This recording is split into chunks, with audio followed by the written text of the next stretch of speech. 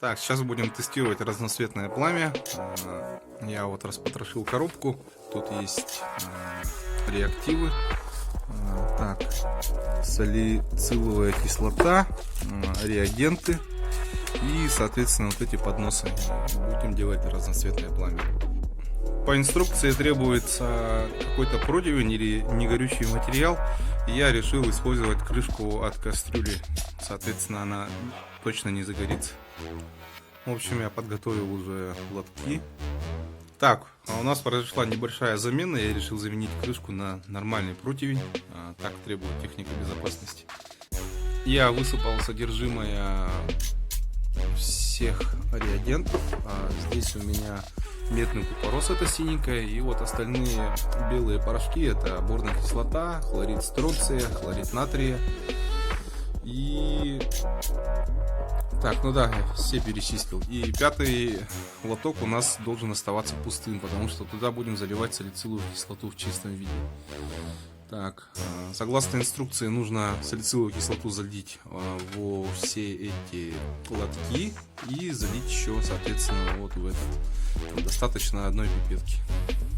Сейчас проверим. Ну что, сейчас начинаем. Выбираем. Тут сказано, достаточно одной пипетки.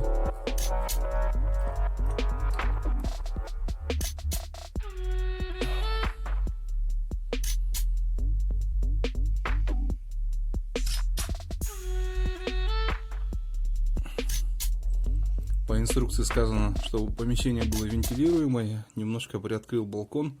И могу сказать, что пахнет это все дело довольно-таки сильно. Ну, не скажу, что сильно вредно. Пахнет на запах как больница. Наверное, так даже не сама больница. Так пахнет же этот, как там его, процедурный кабинет. Может, там тоже эту салициловую кислоту используют, или же что-то похожее. Вот. Так. Я выключаю свет. Сейчас будет момент выстрела.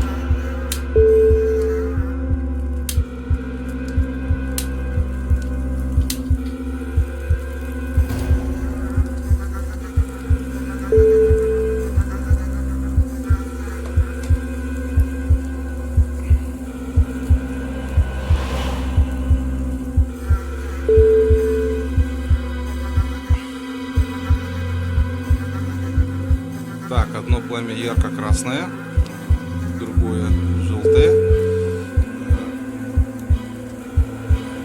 зеленое и синее.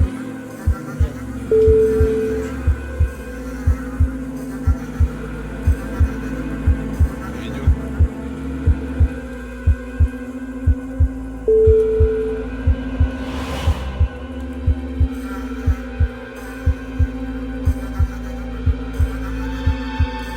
Сейчас попробуем еще раз.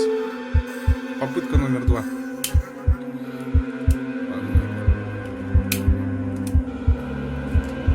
Боевая алхимия в действии.